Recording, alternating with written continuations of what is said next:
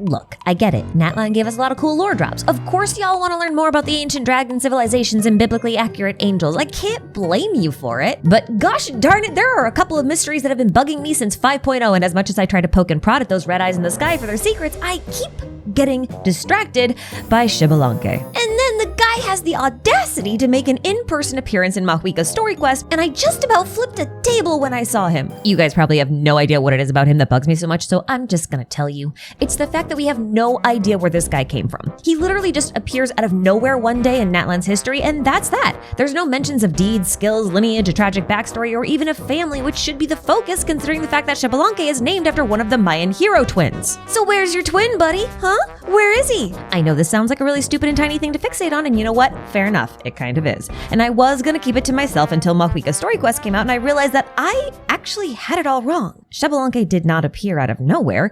He just changed his name. So today, I would like to present to you my theory on the real identity of Xbalanque, Natlan's first Pyro Archon and pain in my theorist butt. It's a pretty low stakes theory, but I'm just glad to have some closure, and I thought you guys might find this idea pretty fun. And besides, who doesn't love a character with a good impactful costume change? But speaking of costume changes, now is a very good time to thank the sponsor of today's video, Infinity Nikki, an idyllic open-world fairy tale dress-up game for mobile, PC, and PlayStation. Now, I've played a lot of open-world games in my time, but I've never played anything quite like this one.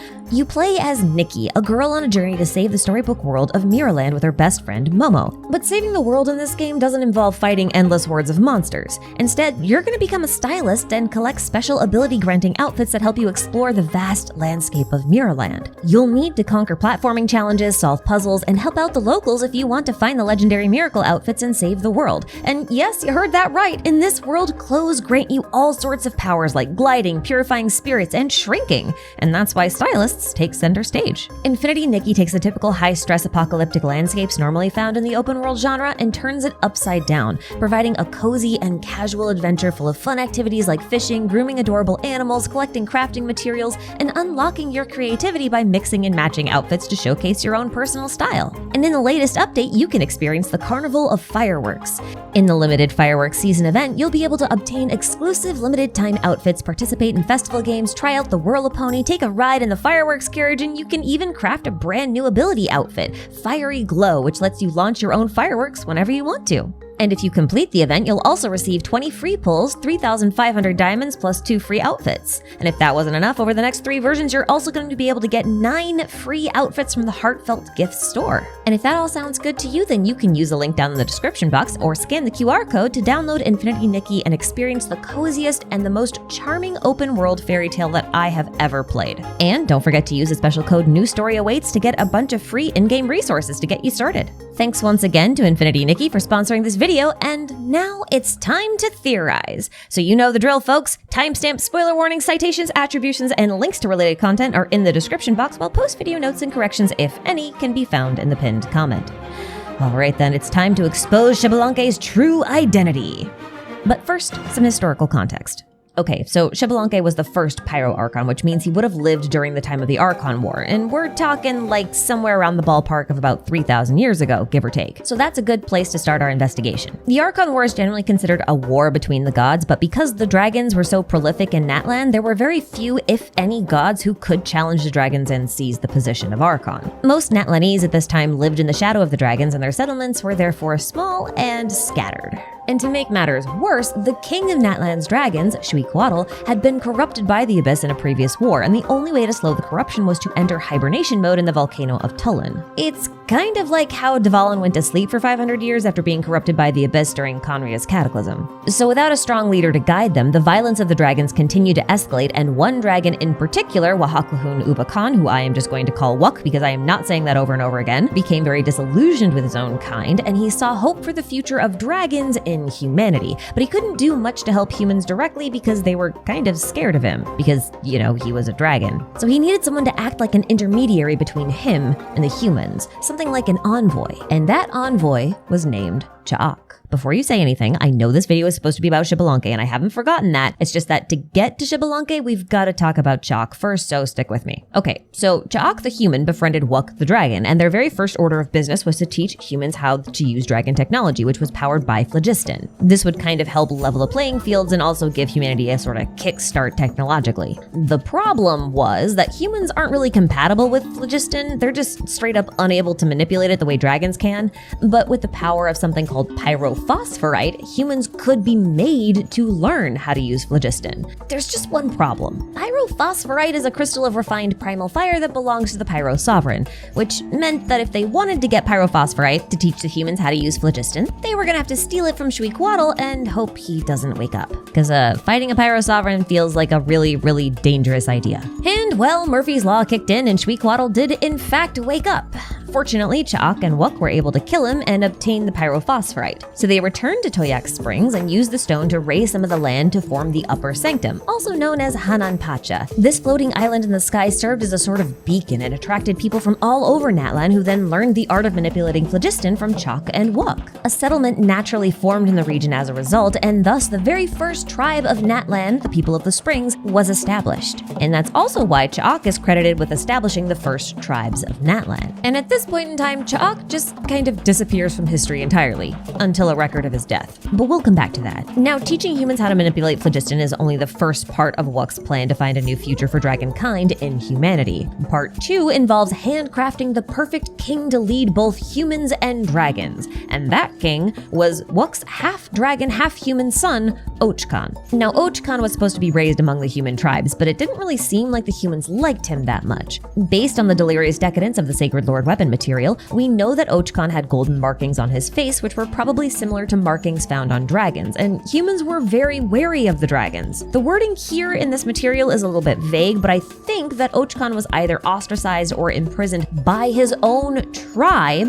and it wasn't until Xbalanque came along and showed Ochkan great compassion that he was accepted by his tribe, and Ochkan became very enamored with Xbalanque as a result. As a side note, if Xbalanque was able to free Ochkan with just compassion and persuade the tribe to accept him, then Xbalanque must have been a very well-respected and well-known figure at this point of time, which is kind of weird because this is the earliest mention of Xbalanque that we have. More on that later. Now, I do have to acknowledge that a lot of people and the Genshin Wiki have interpreted the same lines I referenced to mean that Ochkan was imprisoned by dragons, since Xbalanque's kindness helped Ochkan, quote, emerge from the mighty winged shadows of a once great race, which should be the dragons. But contextually, to me, this feels more like Ochkan was no longer being haunted by his dragon half, since this was the reason that he was being ostracized in the first place. And besides that, showing great compassion isn't exactly how I would describe an act of liberating a prisoner from enemy forces. So I really don't think Ochkan was imprisoned by dragons, I think he was imprisoned by humans. It also might explain why Ochkan grew to hate dragons, because he would resent his dragon half for being the reason why he was ostracized in the first place. But I digress. So Ochkan became very enamored with Xbalanque and then joined his very notorious group of companions, many of whom played a very important role in history and were key figures in founding the tribes of Natlan. Now, around this same time, Xbalanque and his companions ventured into the volcano of Talkin to challenge the Pyro Sovereign for his authority and to establish dominance over the dragons. Xbalanque and the corrupted Xbalanque were evenly matched, but Xbalanque got the upper hand when he stabbed Xbalanque in the eye with a spear, cleaving it in two, hence why the Xbalanque we fight only has one eye. The battle ended not with a final blow, but with both Xbalanque and Xbalanque falling from the top of the volcano. Xbalanque died on impact, but Xbalanque either survived or was revived from the flames of the Pyro Sovereign's heart and walked away unscathed. But this is where things get a little bit dicey, because Wuk hadn't intended for Xbalanque to defeat the Sovereign. His son, Ochkan, was supposed to be the one to do that, and I wonder if Ochkan's gratitude towards Xbalanque turned him into more of a supporting role rather than the protagonist. Either way, Xbalanque wasn't supposed to do this. This wasn't supposed to happen. This was not in Wuk's plan, and that's kind of important. So after he revived from the Sovereign's heart, it's said that Xbalanque entered the Sacred Flame, made a deal with Ronova, and became the Pyro Archon. But hold on, wait just a minute. I don't know if you've noticed, but there is a huge timeline discrepancy here. I mean, Natlan has quite a few timeline discrepancies, but this one actually really bothers me. See, Xbalanque and Chaac are both credited with defeating the Pyro Sovereign. But unless the Pyro Sovereign is being killed and revived multiple times, that's not exactly possible. But if you look a little bit closer, you'll notice that the way Chaac is described as having defeated the Sovereign is very, very similar to the way that Xbalanque is described as having defeated the Sovereign. Let me show you. There are two accounts of Chaac defeating the Pyro Sovereign. One is in Hanan Pacha, where he and Wuk are the only two present during the fight, and there's another in the Obsidian Codex where Wuk isn't present at all, at least not as far as we know. But Chaac's unnamed companions are present in the Obsidian Codex, but aren't present in Hanan Pacha. Artifacts are a lot more credible than books in this game, so the Obsidian Codex's version is likely the more accurate of the two. So okay, Chaac defeated Xbalanque with his companions while Wuk watched or something. But one of these companions had to have been Ochkan, because Wuk initially wanted the Dragon King to be slain by Ochkan, but we have no record of Chaac and Ochkan ever meeting. But we do have a tale of Xbalanque killing Xbalanque with his companions, one of whom was Ochkan, and Wuk wasn't marked as present. Stranger still, the moment Chaac vanishes from history is the exact moment Xbalanque appears out of nowhere, and he appears with a sort of elevated social status that we just don't have any record of him ever obtaining. So that made me wonder something. Is it possible that Chaac and Xbalanque are actually the same person? Because it's not just the deed of slaying Xbalanque that the two have in common. In fact, I have a whole list of things that these two have in common. And I think that when you have a list of things that two people have in common that is this long and that would have happened at about the exact same time in history, you really gotta start questioning whether or not that's a coincidence. But don't just take my word for it. Let's go down the list together. First off, Chaac was said to be the one to establish tribes across Natlan, so it's very likely that Chaac was friends with the founders of the tribe. Coincidentally, Xbalanque's companions contained several confirmed founders of the tribes of Natlan. But that's certainly not all. In Hanan Pacha, Chaac was said to have cut out the Pyro Sovereign's eye, and so was Xbalanque. Now you can't have two people cut out the eye of the Pyro Sovereign unless you leave the Pyro Sovereign completely blind, but we know for a fact that Xbalanque is only missing a single eye. And we also know that this act has to at least be 100% attributed to Xbalanque because the golden entreaties symbolize the pact between Wuk and Xbalanque, and they were said to have been made from the eye of the Pyro Sovereign. Chaac was also the one to teach the art of phlogiston to the people of Natlan, and yet we have notes at Toyak Spring that say that Xbalanque was the first and greatest to complete Wuk's trial and learn the art of controlling phlogiston. By all accounts, that title should have belonged to Chaac, not Xbalanque. Now, Wuk also mentioned Xbalanque by name several times, but the only time he's seen using the name Chaac is in Hanan Pacha, which again is an embellished legend. The name Chaac is actually never said aloud by Wuk anywhere else. However, there are also no historical records of Wuk and Xbalanque interacting, but they must have done, seeing as Xbalanque had a pact with Wuk. For them to have established such a contract, they must have had an extensive relationship. But this is only possible if Xbalanque is Chaac. And Xbalanque is named after one of the Mayan hero twins, yet we never see him twinning, so to speak. But technically speaking, Chaac twins with Wuk in Hanan Pacha, not biologically, but thematically. In fact, one very noteworthy story in the records of Hanan Pacha is a retelling of the Mayan hero twins Xbalanque and Hunahpu facing off against Seven Macaw, which means that Chaac and Wuk are acting as the hero twins in this legend. And the best part of this to me is that at the end of the story of the Mayan hero twins, one of them becomes the sun and the other one becomes the moon. And Genshin's Xbalanque literally becomes the sun when he ascends to Archonhood. And based on recent information about the dragon's secret source technology coming from the moon, we could say that Wuk is playing the role of the moon.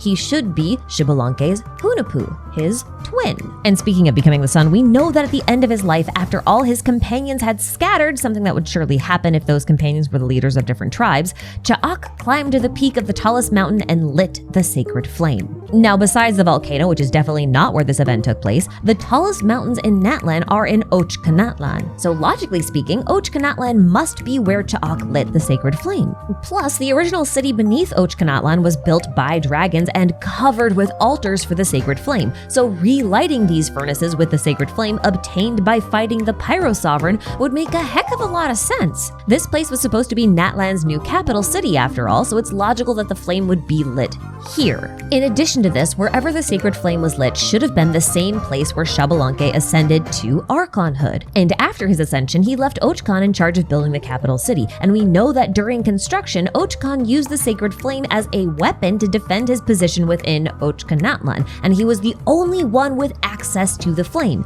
meaning the sacred flame only burned in Ochkanatlan at the time and was only moved to the stadium after the city fell. And also, when Cha'ak lit the sacred flame, it resulted in the birth of the first Wayab and connected the Night Kingdom to the realm of the living. There is zero reason why Cha'ak would want to do this. Why would he light the sacred flame and connect the realms of Teyvat and the Night Kingdom? Because that's what the sacred flame does. There's no reason for it. There's literally no reason that he would want to do this. But Xbalanque, on the other hand, he had a really good reason. The Lord of the Night was part of Natlan's rules, and Xbalanque wanted to rewrite Natlan's rules. So reconnecting Natlan to the Night Kingdom would have been critical to him. Now, these new rules of Xbalanque's involved the creation of the ancient names, which were part of the Ode of Resurrection system that he got from Ronova, the Shade of Death. These names needed a method of distribution and management, which the Lord of the Night couldn't do herself because she had her hands full just holding the Night Kingdom together. So that duty fell to the Wayab. And again, the first Wayab was said to be born when Cha'ak lit the sacred flame, but without ancient names, there's no reason for the Wayab to exist. You know what I mean? The only way all of this makes sense is if Xbalanque and Cha'ak are the same person. And after all of the tribes had been established and Ochkanatlan was being marked as the new capital, Xbalanque, Cha'ak, whatever you want to call him, went to the tallest peaks of Ochkanatlan, reignited the altar of the sacred flame, made a deal with Ronova, established the system of ancient names, and manifested the Wayabs to distribute them. And the final kicker in all of this is that when we finally meet Xbalanque in Mavuika Story Quest, he's just the biggest little goofball. He's so silly. He even considers himself to be a bit of a playful prankster, and he calls himself hilarious. And he's even disappointed that he's never described that way in any of Natlan's records. But you know who is described as foolish? Cha'ak. Records of Hanan Pacha call Cha'ak foolish all the time. But in the Obsidian Codex, he's just called wise, which is also how Xbalanque is described. So it just makes sense that Xbalanque and Cha'ak are the same person. There's too much overlap for me to not think that they're the same person. And I think that the best part about this idea for me is that we actually have historical precedents for Cha'ak to be another name for Xbalanque in Nahua culture. Now, we typically think of names as an unchanging aspect of our personal identities, but the Nahua people often changed their names when their social status changed. And as you may recall, there's a very notable moment in history where the name Cha'ak vanishes completely and the name Xbalanque appears out of nowhere. It's the moment where Xbalanque helps the tribe accept Ochkan. I've already made the argument that if Xbalanque had the status to do that, he must have been a rather high-ranking or at least highly respected individual at this point in time. And if Xbalanque and Cha'ak are the same person, then prior to this moment, he simply would have been just going by the name Cha'ak. But having garnered respect by teaching people how to use the phlogiston and protecting them from dragons, his status likely rose, and he earned a name change. He earned the name of a hero. He earned the name Xbalanque. And what I find so fascinating about this is that Wuk kept complaining that Xbalanque was an unknown variable, a variable that didn't show up in his prophecies. And considering all the stuff that we know about names and titles influencing a person's fate or role within the world of Teyvat, you really have to wonder if a change of name from Cha'ak to Xbalanque was a means for this guy to change his own fate. It's also pretty fitting that a guy who changed his own name in order to change his own fate would do the same thing for the entire country by creating the system of ancient names, because those also come with a bit of fate-changing power, or at least role-changing power. And sometimes changing a role is enough to change everything else. So in conclusion, Xbalanque and Cha'ak are the same person. Thank you for watching. Good night.